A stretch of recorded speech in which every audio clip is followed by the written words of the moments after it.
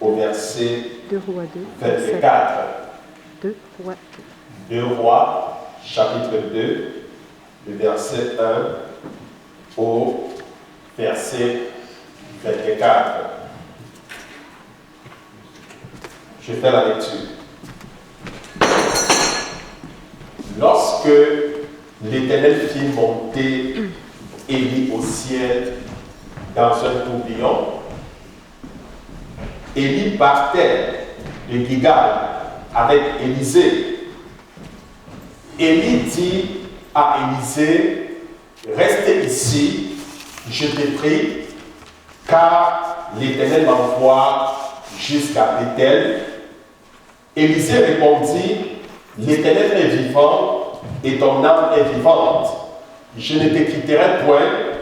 Et il descendit à Bethel. Les fils des prophètes qui étaient à Bethel sortirent vers Élisée et lui dirent, sais-tu que l'Éternel enlève aujourd'hui ton maître au-dessus de ta tête? Il répondit, je le sais aussi, taisez-vous. Élie lui dit, Élisée, reste ici, je te prie, car l'Éternel m'envoie à Jéricho. Il répondit, l'Éternel est vivant et ton âme est vivante. Je ne te quitterai point. Et ils arrivèrent à Jéricho. Les fils des prophètes qui étaient à Jéricho s'approchèrent d'Élisée et lui dirent, sais-tu que l'Éternel enlève aujourd'hui ton maître au-dessus de ta tête? Il répondit, je le sais aussi, taisez-vous. Le verset 6. Élie lui dit, reste ici, je te prie, car l'Éternel m'envoie au Jourdain. Il répondit, l'Éternel est vivant et ton âme est vivante. Je ne te quitterai point. Et ils poursuivirent tous deux leur chemin. 50 hommes d'entre les fils des prophètes arrivèrent et s'arrêtèrent à distance vis-à-vis, et eux deux s'arrêtèrent au bord du Jourdain. Le verset 8. Alors, Élie prit son manteau, le roula et frappa les eaux qui se partageaient ça et là, et ils passèrent tous deux à sec. Lorsqu'il eut passé, Élie dit à Élisée, demande ce que tu veux que je fasse pour toi avant que je sois enlevé d'avec toi. Élisée répondit, qu'il y ait sur moi, notez bien cette partie, qu'il y ait sur moi, je te prie, une double portion de ton esprit. Soulignez, qu'il y ait sur moi une double portion de ton esprit. Élie dit, tu demandes une chose difficile, mais si tu me vois pendant que je serai enlevé d'avec toi, cela t'arrivera ainsi, sinon cela ne t'arrivera pas. Le verset 11. Comme il continuait à marcher en parlant, voici un char de feu et des chevaux de feu les séparèrent l'un de l'autre, et Élie monta au ciel dans un tourbillon. Élisée regardait et criait, mon père, char d'Israël et sa cavalerie. Et il ne le vit plus. Saisissant alors ses vêtements, il les déchira en deux morceaux. Et il releva le manteau qu'Élie avait laissé tomber. Puis il retourna et s'arrêta au bord du Jourdain. Il prit le manteau qu'Élie avait laissé tomber, et il en frappa les eaux et dit, où est l'Éternel, le Dieu d'Élie? Lui aussi, il frappa les eaux qui se partageaient ça et là. Et Élisée passa. Le verset 15. Les fils des prophètes qui étaient à Jéricho vis-à-vis, l'ayant vu, dirent, l'esprit d'Élie repose sur Élisée. Et ils allèrent à sa rencontre et se prosternaient contre terre devant lui. Il lui dit, voici, il y a parmi tes serviteurs 50 hommes vaillants. Veux-tu qu'ils aillent chercher ton maître? Peut-être que l'Esprit de l'Éternel l'a emporté et l'a jeté sur quelques montagnes ou dans quelques vallées. Il répondit, ne les envoyez pas. Mais il le pressait longtemps et il dit, envoyez-les. Ils envoyaient les 50 hommes qui cherchaient Élie pendant 3 jours et ne le trouvaient point. Lorsqu'il fut de retour auprès d'Élisée, qui était à Jéricho, il leur dit, ne vous avais-je pas dit, n'allez pas? Les gens de la ville dirent à Élisée, voici, le jour de la ville est bon, comme le voit mon Seigneur, mais les eaux sont mauvaises et le pays est stérile. Il dit, apportez-moi un plat neuf et mettez-y du sel. Et il le lui apportait. Il alla vers la source des eaux et il y jeta du sel et dit, ainsi parle l'Éternel, j'assainis ces eaux, il n'en proviendra plus ni mort ni stérilité. Et les eaux furent assainies jusqu'à ce jour, selon la parole qu'Élisée avait prononcée. Il monta de là à Bethel, et comme il cheminait à la montée, des petits garçons sortis de la ville et se moquaient de lui. Et il lui disait, monte, chauffe, monte, chauffe. Il se retourna pour les regarder et il les maudit au nom de l'Éternel. Alors 2 ours sortis de la forêt et déchiraient 42 de ses enfants. Amen. Alors, bien aimé, ce matin, je voudrais tout simplement intituler le thème de ce message, la double portion. Reçois la double portion de l'esprit. Reçois la double portion de l'esprit. Alors, bien aimé, je parle bel et bien du Saint-Esprit. Amen. Dans notre croyance, nous croyons, excusez-moi de la répétition, nous croyons un Dieu en 3 personnes, la Trinité, c'est-à-dire le Père, le Fils et le Saint-Esprit. Certes, dans la Bible, on ne verra pas le mot Trinité, mais nous verrons que le Père est Dieu, le Fils, c'est-à-dire Jésus est Dieu, et le Saint-Esprit est Dieu. Alors, le Saint-Esprit, c'est donc la 3e personne de la Trinité. D'aucuns, ou alors certaines doctrines stipulent que le Saint-Esprit est une force. Or, le Saint-Esprit en réalité n'est pas une force. Le Saint-Esprit est une personne. Parce que la Bible dit, je prends juste quelques exemples, n'attristez pas le Saint-Esprit avec lequel vous avez été rachetés. Alors, on se pose la question, est-ce qu'on peut attrister une force? Non. On ne peut attrister une force. On ne peut qu'attrister une personne. Alors, le Saint-Esprit est une personne spirituelle qui a des émotions. C'est une personne. Quand on parle d'une personne, ça veut dire, elle peut parler.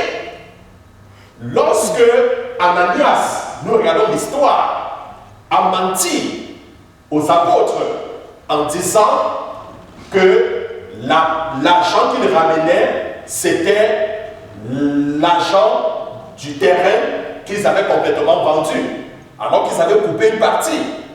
Alors, qu'est-ce que l'apôtre Pierre dit? Pierre nous dit, écoute, ce n'est pas aux hommes que tu as menti, mais c'est au Saint-Esprit que tu as menti. C'est à Dieu lui-même que tu as menti.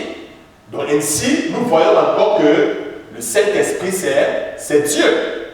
Alors, le Saint-Esprit, vous devez donc comprendre que c'est la première personne de la Trinité à être vue sur la terre.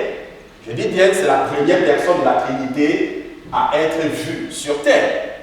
Lorsque nous prenons nos Bibles dans Genèse chapitre 1, à partir du verset 1, la Bible dit au commencement, Dieu créa les cieux et la terre. La terre était informe et vide. Et l'Esprit de Dieu se mouvait à la surface des eaux.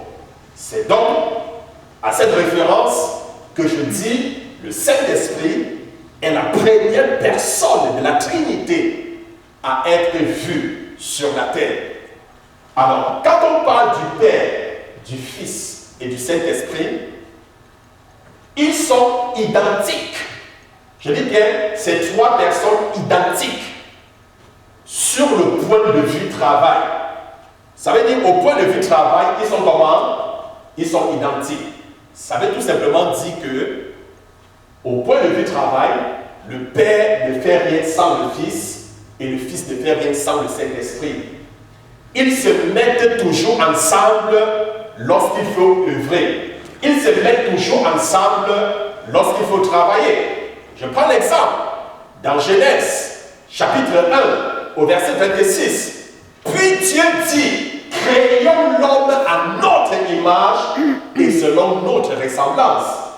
Bien-aimés, Dieu, après avoir créé le monde que nous voyons, tout ce que nous voyons, il dit, créons l'homme à notre image et selon notre ressemblance. Qui parle? C'est le Père qui parle. Il s'adresse à qui? Il s'adresse au Fils et au Saint-Esprit.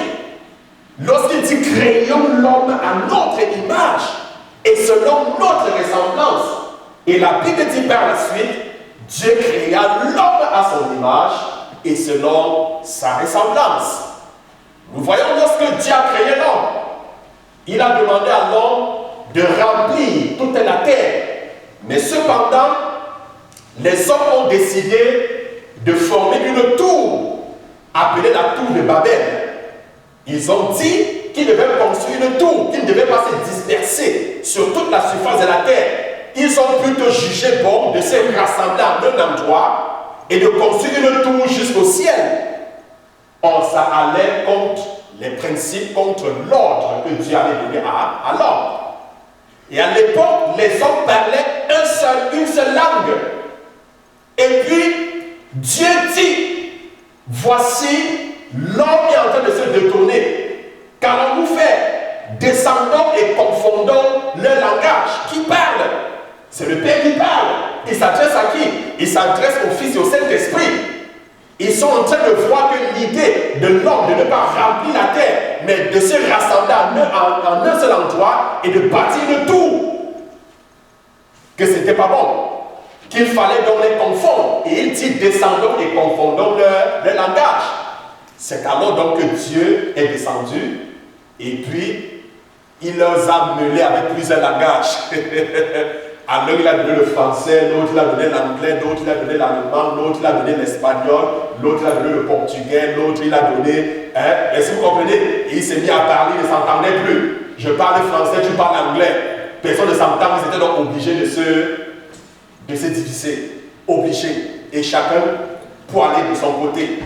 Alors, cette idée renvoie tout simplement à nous faire comprendre que le Père, le Fils et le Saint-Esprit travaillent toujours ensemble. D'où ils sont identiques au point de vue du travail. Mais au point de vue personnalité, ils sont différents. Est-ce que vous comprenez? Du point de vue personnalité, ils sont différents. Alors, lorsque nous parlons de la Trinité, je vous donne juste une image.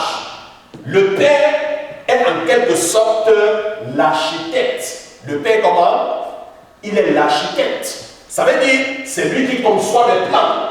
L'architecte fait comment? Il conçoit les plans. Si vous appelez un architecte, vous voulez construire une maison, vous voulez bâtir une maison, vous appelez un architecte, il vous sort, il vous construit les plans. Le Père est l'architecte. Le Fils, c'est l'administrateur. Est-ce que vous comprenez?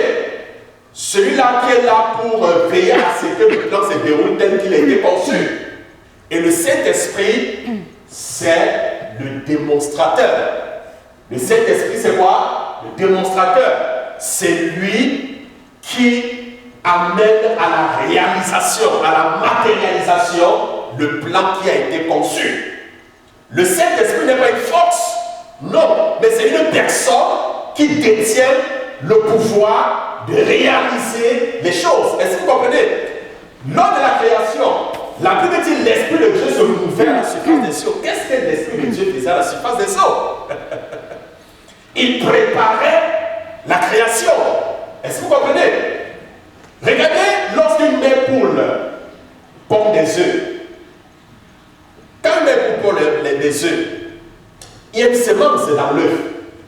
Est-ce que vous comprenez? Et cette semence, il faut l'incuber. Il faut couvrir les œufs pour pouvoir faire clore le petit poussin, pour qu'il se développe. Est-ce que vous comprenez? C'est la raison pour laquelle quand une mère poule pond, qu'est-ce qu'elle fait? Elle s'assoit 21 jours sur les œufs,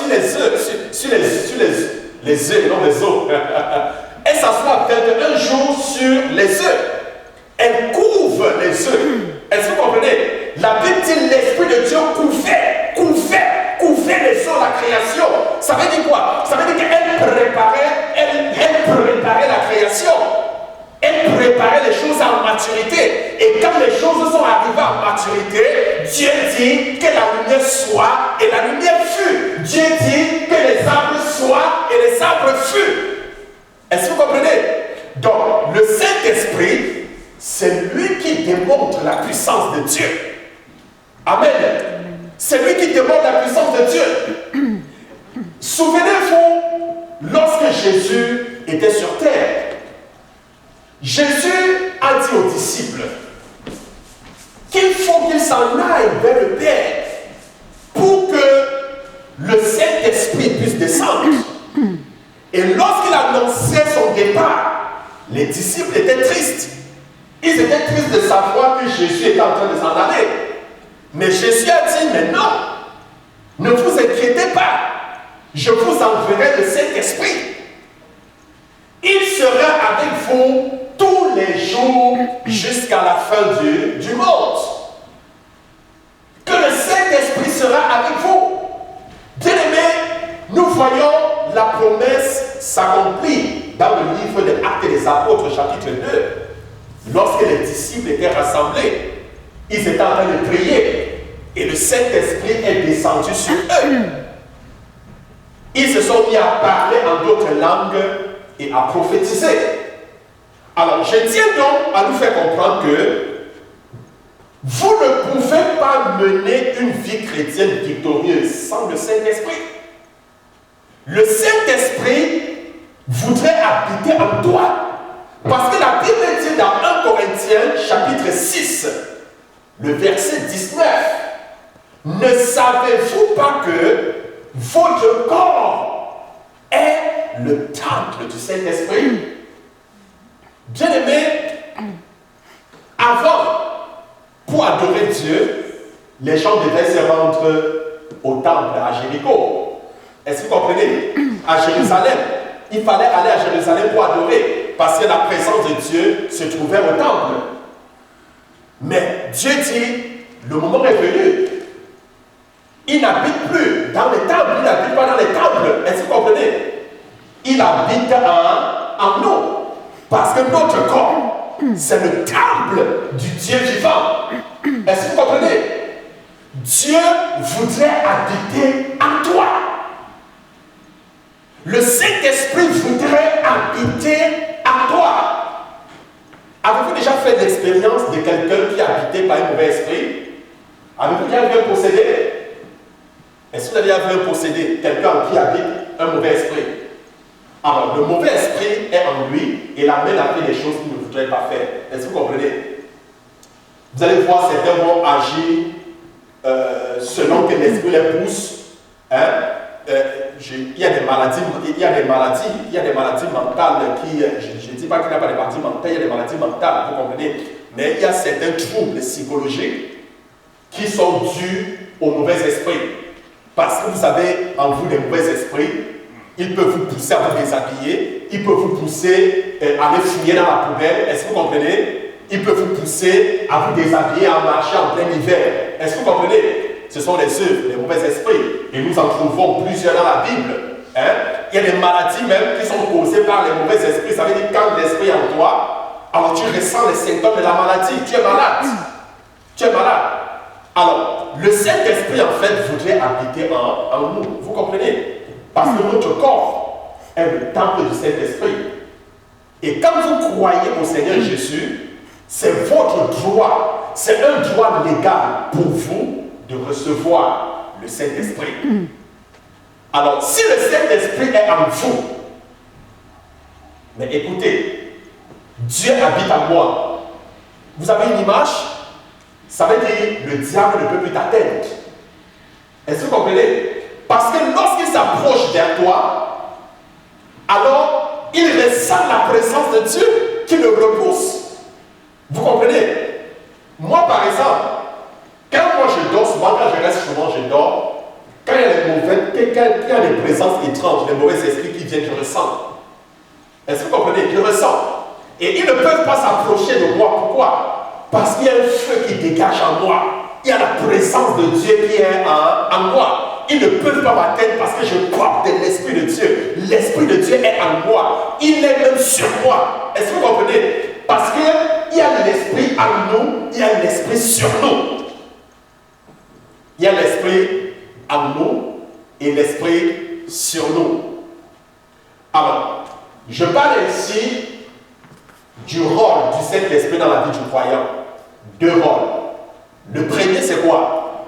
Le Saint-Esprit convainc le monde du jugement, du péché et de l'enfer. Ça veut dire, avant que quelqu'un ne vienne au Seigneur, c'est le Saint-Esprit qui le convainc du péché. C'est le Saint-Esprit qui le convainc qu'il a péché, du jugement et puis de l'enfer. Ça veut dire que tu ne peux pas venir au Seigneur si c'est le Saint-Esprit qui t'a touché et qui t'a amené. Est-ce que vous comprenez? Ça, c'est la première œuvre du Saint-Esprit dans la vie du croyant. Je dis bien, c'est la première œuvre. Maintenant, par la suite, quand tu es dans le Seigneur, le Saint-Esprit est là. Il est en toi. Il est en toi. Maintenant, tu as besoin de la plénitude de sa présence. La plénitude, c'est ce qu'on appelle le baptême dans le Saint-Esprit. C'est l'Esprit sur toi maintenant. L'Esprit sur toi te donne maintenant le pouvoir d'accomplir la mission que Dieu t'a donnée. Est-ce que vous comprenez? Tu ne peux pas dire un démon au nom de Jésus, je ne t'en donne pas, si l'Esprit n'est pas sur toi. Est-ce que vous comprenez? Ça prend l'Esprit sur toi, ça prend la plénitude du Saint-Esprit. La plénitude du Saint-Esprit. Je voudrais nous rassurer ce matin en nous disant que la chair est loin d'accomplir les œuvres de Dieu. La chair est loin d'accomplir notre destinée. Si nous comptons sur la chair, nous ne pouvons pas accomplir notre destinée. Plusieurs personnes sont mortes sans avoir accompli leur destinée. Est-ce que vous comprenez? Plusieurs. Nous avons besoin du soutien du Saint-Esprit. Nous avons besoin du Saint-Esprit pour accomplir le surnaturel. Parce que le Saint-Esprit nous permet d'accomplir le surnaturel. Est-ce que tu peux dire le Saint-Esprit me permet d'accomplir le surnaturel? Le surnaturel, c'est quoi? C'est ce qui est au-dessus de la nature. Je prends un exemple. Tu pries par exemple, tu es malade et tu guéris sans prendre les médicaments. C'est quoi ça? Ça, c'est du surnaturel. Et tu ne peux l'accomplir si tu n'as pas le Saint-Esprit. Si tu n'as pas le Saint-Esprit. Donc, bien aimé, nous avons besoin du Saint-Esprit. Bref, pour accomplir la mission pour laquelle Dieu nous a créés. Et je voudrais que tu saches que tu n'es pas le fruit du hasard. Dieu a une destinée pour toi. Et ta destinée, tu ne peux que la rencontrer, tu ne peux que l'accomplir en Jésus-Christ. Tu ne peux que l'accomplir en Jésus-Christ. Si tu es président de la République, si tu es président du monde entier, mais si tu n'es pas en Jésus-Christ, ne pense pas que tu as accompli ta destinée sur terre. Tu ne l'as pas accompli. Amen. Parce que ta vie a un sens à partir du moment où tu appartiens à Jésus. À partir du moment où tu lui confies ta vie. À partir du moment où tu lui dis, Seigneur, je ne voudrais pas accomplir ma volonté, mais que ta volonté toutefois s'accomplisse dans ma vie. Et tu as donc besoin de l'onction de l'Esprit de Dieu pour accomplir cette destinée. Parce que tu ne peux pas l'accomplir de toi-même. Amen. Tu as besoin d'une portion, je dirais même d'une double portion de l'Esprit pour accomplir ta destinée. Écoutez, qu'est-ce que Jésus dit? Quand Jésus commence son ministère, l'œuvre pour laquelle Dieu l'a appelé, il dit, l'Esprit du Seigneur est sur moi. L'Éternel Dieu m'a oué, si je peux ainsi paraphraser, pour accomplir ma destinée. Parce qu'il dit, l'Éternel Dieu m'a oué pour guérir les malades, pour chasser les démons, pour libérer les captifs, pour proclamer la haine. C'était ça sa mission, vous comprenez? Alors, si Jésus avait besoin de l'onction, l'Esprit de Dieu, la puissance de Dieu pour accomplir sa destinée, à plus forte raison vous et moi. À plus forte raison moi, à plus forte raison toi. Nous avons besoin de la double portion, même je dirais, de l'Esprit que Jésus avait. Parce que Jésus lui-même, qu'est-ce qu'il a dit? Que celui qui croira en lui accomplira des œuvres plus grandes que celles qu'il a accomplies. Nous allons accomplir les œuvres plus grandes que celles que Jésus a accomplies. Et pour accomplir les œuvres plus grandes, ça nous prend une double portion. Amen. Alors, nous voyons donc l'histoire de Élie et de Élisée que j'ai lu au début dans 2 Rois au chapitre 2. Nous savons que Élie est un prophète, pas comme les autres. Un homme rempli d'esprit qui a beaucoup été utilisé par Dieu, qui a accompli beaucoup de miracles. Et Élisée, à votre gouverne, n'a pas connu la mort physique comme les gens meurent aujourd'hui. Non, Élisée n'est pas mort. Élisée était transporté, Élie, je ne dis pas Élisée, Élie était transporté au ciel avec tout son corps physique sans connaître la mort. Il y a ici 2 personnages dans la Bible, à ma connaissance, qui n'ont pas connu la mort physique. Il y a Enoch et Élisée. Voilà donc les 2 personnages qui n'ont pas connu la mort physique, mais que Dieu les a pris étant vivants. Alors, la Bible donc nous fait comprendre que Élie avait son serviteur appelé Élisée. Élisée suivait Élie partout où il allait. Et le moment était arrivé où Dieu devait rappeler son serviteur Élie à lui. Alors, la Bible donc dit que Élie dit à Élisée, reste ici, je te prie, car l'Éternel m'envoie jusqu'à Bethel. Élisée répondit, l'Éternel est vivant, ton âme est vivante, je ne te quitterai point. Et ils descendirent à Bethel ensemble. Alors, Élie connaissait que son heure était arrivée. Alors, lorsqu'il quittait d'un endroit à l'autre, il demandait à Élie de ne plus le suivre parce qu'il savait qu'il était en train de s'en aller. Vous comprenez? Peut-être parce qu'il ne voulait pas créer un stress à Élie, je ne sais pas trop, à Élisée, je ne sais pas trop. Alors, il quitte pour se rendre à Bethel. Il dit non, reste ici. L'Éternel m'envoie à Bethel pour faire quelque chose. Élisée lui dit, l'Éternel est vivant et ton âme est vivante. Je ne te laisserai pas. Je ne te quitterai pas des cieux. Et ils sont allés à Bethel ensemble. La Bible dit une fois qu'ils sont arrivés à Bethel, ils ont rencontré les fils des prophètes qui lui disent, mais Élisée, pourquoi tu suis Élie? Pourquoi tu perds ton temps à suivre Élie? Mais est-ce que tu sais que c'est aujourd'hui que l'Éternel va l'enlever au-dessus de toi? Élisée dit, taisez-vous, je le sais. Est-ce que vous comprenez?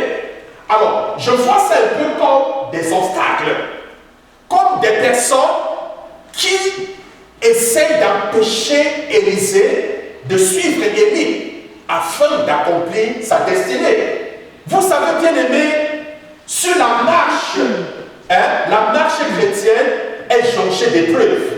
Il y aura toujours des gens pour nous persécuter. Il y aura toujours des gens pour nous décourager. Il y aura toujours des gens, même des collègues, même des membres de famille. Lorsque vous allez vous engager dans la prière, on va vous dire, mais toi aussi tu pries, toi aussi tu vas à telle église, toi aussi donc on va chercher à te persécuter, à te décourager. Mais je vous dis une chose, n'abandonnez jamais. Amen. Soyez persévérants. La Bible dit, Élisée, une fois Bethel dit à Élisée, Élie dit à Élisée, je vous prie, il dit, reste ici, je te prie, l'Éternel m'envoie à Jéricho. Élisée lui dit, écoute, je ne te laisserai pas. Amen. Aussi longtemps que tu es vivant, aussi longtemps que l'Éternel est vivant, j'irai avec toi où que tu ailles. La Bible dit, ils sont arrivés à Jéricho. Ils ont rencontré les fils des prophètes qui sont venus encore pour décourager Élisée en lui disant, mais qu'est-ce que tu continues à faire avec Élie? Est-ce que tu sais que c'est aujourd'hui que Dieu va l'enlever? Élisée répondit, taisez-vous, je le sais. Amen. Je le sais. Et Élie dit donc à Élisée, reste ici, je t'en prie, l'Éternel m'envoie vers le Jourdain, Et Élisée répondit, l'Éternel est vivant et ton âme est vivante, je ne te quitterai point. Et la Bible dit, ils poursuivirent tous deux leur chemin.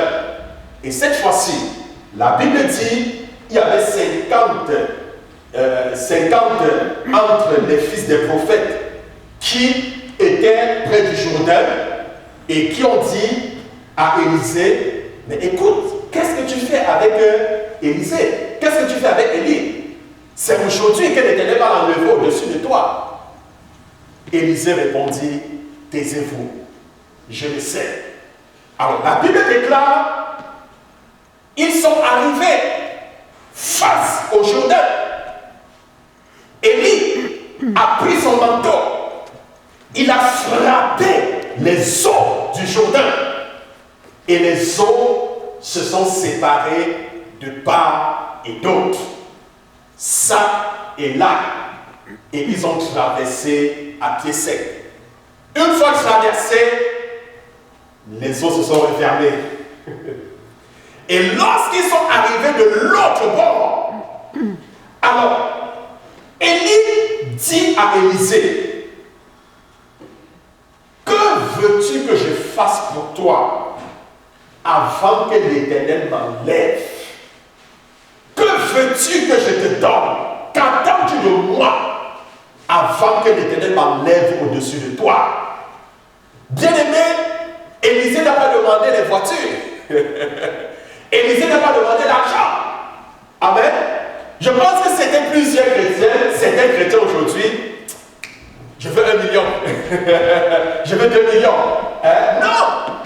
Élisée répondit, qu'il y ait sur moi, je te prie, la double portion de l'esprit que tu as. Je veux la double portion de l'esprit que tu as. Je veux cette double portion. Et Élie lui répondit, écoute, ce que tu me demandes, c'est quelque chose de difficile. Mais cela va t'arriver à une seule condition. Si, et seulement si, tu m'aperçois lorsque je serai enlevé.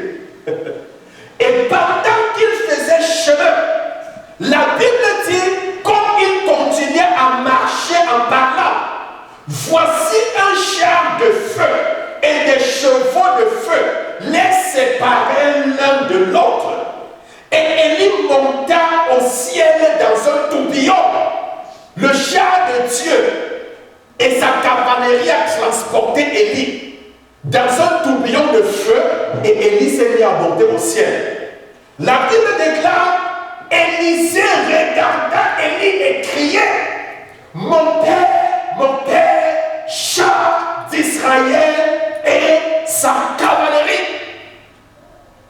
La Bible dit, il ne lâchait pas Élisée des yeux parce qu'il désirait la double portion de son esprit. Écoutez bien aimé, Jésus a dit, si quelqu'un a soif, qu'il vienne à moi et qu'il boive. Qu'il boive. Il dit, celui qui croira en moi, des fleuves d'eau vive couleront en son sein. Il parlait de l'esprit qu'allait recevoir ceux qui auront cru en son nom. Bien aimé, quand l'esprit de Dieu descend sur vous, vous n'êtes plus la même personne. Est-ce que vous comprenez? Vous devenez un être extraordinaire. Vous quittez de l'ordinaire à l'extraordinaire. Vous quittez du naturel au surnaturel. Est-ce que vous comprenez? Vous devenez un être surnaturel à cause de la présence de cet esprit, de sa puissance qui réside en vous. Bien aimé, la Bible, il n'a pas lâché parce qu'il avait soif de la présence de Dieu. Il savait ce qu'il voulait. Et lorsqu'il a aperçu, la Bible dit quand Élisée regardait, il criait mon père, char d'Israël et sa cavalerie, et il ne le vit plus. Alors, quand Élie montait, Élie a laissé tomber son manteau. Élie a laissé tomber son manteau. Et ce manteau, c'était dans la double portion. Gloire à Dieu. C'était la double portion. Et la Bible déclare, Élisée saisit alors ses vêtements. Il les déchira en deux. Imaginez la scène. Il a déchiré ses vêtements en deux. La Bible dit, il a relevé le manteau qu'Élie avait laissé tomber. Il a pris le manteau qu'Élie avait laissé tomber. Puis il est retourné et il s'est arrêté au bord du Jourdain. Alors, il était au bord du Jourdain. Les 50 autres fils des prophètes qui se moquaient de lui, qui lui demandaient de lui suivre Élisée, ils étaient de l'autre côté. J'imagine la scène. Peut-être ils ont dû faire du commérage entre eux. Je dis j'imagine. Ils ont dû se dire entre eux. Voilà. On lui avait dit de ne plus suivre Élie. Voilà, Élisée est parti. Il est coincé de l'autre côté du bord du Jourdain. Comment il va faire pour traverser le Jourdain? Il n'a pas un bateau. Il n'y a rien avec lui. Comment est-ce qu'il va faire? Bien aimé, la Bible déclare, Élisée prit le manteau qu'Élie avait laissé tomber. La Bible dit, il frappa les eaux et il dit, où est l'Éternel? Où est le Dieu d'Élie? Il frappa les eaux qui se partageaient ça et là. Il frappa les eaux les eaux se sont ouvertes et a formé un chemin. Et la Bible déclare, Élisée a traversé à pied sec. Et lorsqu'il est arrivé de l'autre côté, les fils des prophètes, ceux qui le combattaient, ceux qui le décourageaient, disent, l'esprit d'Élie repose sur Élisée. Ils se sont prosternés devant lui. Bien-aimés, ce que nous comprenons ici, la révélation qui se dégage ici, c'est que quand la gloire de Dieu se manifeste dans ta vie, ceux qui te combattaient commencent à te louer. Ceux qui te maudissaient commencent à te bénir. Ceux qui te persécutaient commencent à bénir le Seigneur pour ta vie. Est-ce que vous comprenez?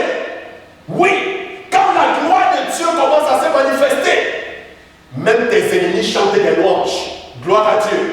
Et si tu dis Amen, cela t'arrivera au nom de Jésus. Je n'ai pas compris ton Amen. Amen. Alors, nous voyons donc, après cette histoire, les fils, les 50 prophètes, ils ont demandé à Élisée, peut-être l'Esprit de Dieu a dû jeter ton maître, Élie, quelque part dans la vallée, sur une montagne. Permets que j'envoie, permets qu'on aille chercher, qu'on envoie une troupe pour aller chercher. Élisée a dit non, ça ne vaut pas la peine. Mais ils ont insisté. Élisée a dit ok, allez chercher. Après 3 jours, ils sont revenus et puis ils ont dit qu'ils n'ont rien trouvé. En fait, Élie était monté au ciel. Amen. Et nous voyons donc, avec cette double portion, Élisée a accompli le double des miracles que Élie avait accompli. Amen. Amen. Il a accompli quoi? Le double. Ça veut dire, si pendant la vie d'Élie, il avait accompli 30 miracles, Élisée en a accompli 60.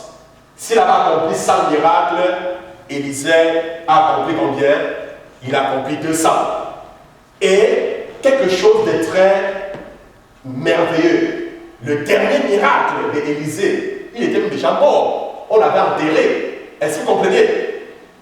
Le corps avait pourri, il restait les os. Et la Bible dit, on allait enterrer un Israélite. Est-ce que vous comprenez? Et en ce moment-là, Israël était en guerre contre les Moabites. Alors, il y a donc un groupe de Moabites qui est arrivé. Et du coup, la famille a abandonné le corps dans le cercueil. Le corps est sorti et le corps a roulé, allait, n'est-ce pas, se poser près du sépulcre, là où on avait enterré Élisée. Et l'os d'Élisée a touché le mort et il est ressuscité. Gloire à Dieu. Il est ressuscité. Donc, bien aimé, la Bible dit dans Joël, au chapitre 2, au verset 28, en ce jour, dit l'Éternel, je répandrai mon esprit sur toute chair. Je répandrai mon esprit sur toute chair. Vos jeunes gens auront des visions. Vos vieillards auront des songes. Même sur vos servants, même sur vos servantes, même sur vos serviteurs, je répandrai mon esprit, dit l'Éternel. Et la Bible dit, la promesse, c'est pour toi. La promesse, c'est pour moi. La promesse, c'est pour nous. La promesse, c'est pour tous ceux qui croient au Seigneur Jésus. Bien aimé, la Bible déclare, lorsque le Saint-Esprit vient, il t'enseigne toutes choses. La Bible dit, lorsque le diable, notre ennemi, viendra comme un déluge pour nous engloutir, l'Esprit du Seigneur dressera un standard contre cet ennemi. Ça veut dire que le Saint-Esprit en nous protège. Il est comme un bouclier, est-ce que vous comprenez, qui empêche les balles, les flèches de l'ennemi de nous atteindre. Est-ce que vous comprenez? Donc c'est très important. Et le Saint-Esprit en nous maintient en santé, nous donne la force de Dieu, nous donne la vigueur. C'est très important. Alors, bien aimé, la promesse, c'est pour tous ceux que le Seigneur a appelés. Un jour, il y a une femme, la femme samaritaine, qui allait puiser de l'eau. Elle est arrivée au bord du puits et Jésus était au même endroit. Jésus a demandé à la femme de lui donner à boire. Et la femme lui dit, mais toi tu es juif, moi je suis samaritain. Comment viens-tu à moi pour me demander à boire?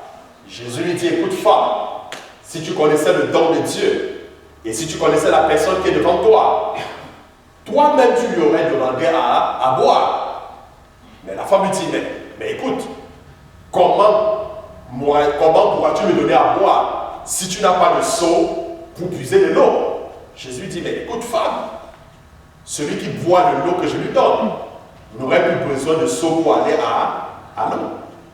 Mais la femme lui dit, mais il s'agit de quelle eau? Mais donne-moi cette eau que je puisse boire. Comme ça, je n'aurais plus à aller puiser de l'eau. Or, la femme ne comprenait pas que Jésus parlait du Saint-Esprit. Parce que quand on voit dans la Bible les symboles, quand on parle de l'eau c'est un symbole du Saint-Esprit, d'accord? Donc quand on parle de l'eau, la rosée, le feu, ce sont les symboles du Saint-Esprit. Donc bien aimé, je voudrais prier pour toi ce matin. Jésus a dit, si quelqu'un a soif, qu'il vienne à moi et qu'il boive. Je voudrais tout simplement te rassurer que sans la plénitude du Saint-Esprit, tu ne peux rien faire. Tu as besoin du Saint-Esprit pour t'aider dans ta vie. Tu as besoin du Saint-Esprit, même dans ta vie de prière. Tu as besoin du Saint-Esprit dans tout ce que tu fais.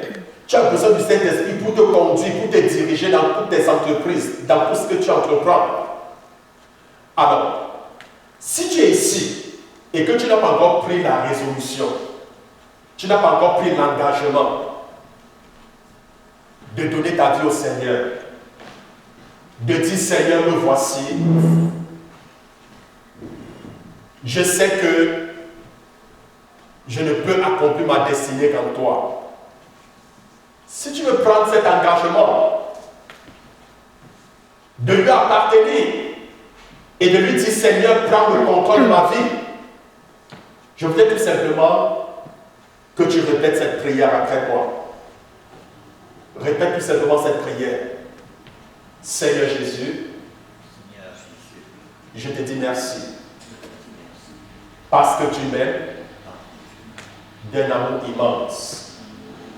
Ce matin, je viens te demander de me pardonner de tous les péchés que j'ai commis depuis que je suis sorti du sein de ma mère jusqu'à maintenant.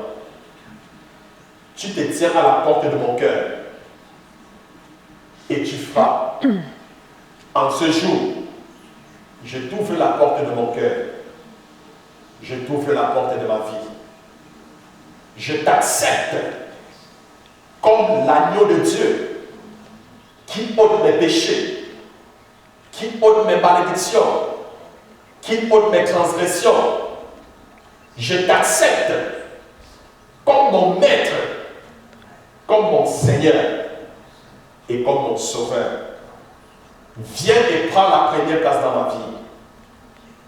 Change-la, transforme-la et fais de moi la personne que tu as voulu que je sois. Merci Seigneur pour le pardon de mes péchés et pour la vie éternelle que tu m'accordes. Au nom de Jésus-Christ. Amen. Amen. Alors bien-aimé, je voudrais que tu baisses ta tête et que tu parles à Dieu ce matin. Est-ce que tu as soif de sa présence? Il dit, si quelqu'un a soif, qu'il vienne à moi et qu'il boive. Tu as besoin, le Seigneur veut te remplir de la plénitude de son esprit. La Bible dit que ton corps est le temple du Saint-Esprit. Si le Saint-Esprit est en vous, la maladie va s'en aller. Est-ce que vous comprenez? Le stress va s'en aller. Toute maladie, que ce soit physique ou psychologique, va s'en aller. Est-ce que tu peux lui demander? La Bible dit demandez et l'on vous donnera. Cherchez, vous trouverez. Frappez et l'on vous ouvrira. La Bible dit l'on donne à celui qui demande. Celui qui cherche trouve et l'on ouvre à celui qui frappe. Le Seigneur lui-même dit, si un enfant va vers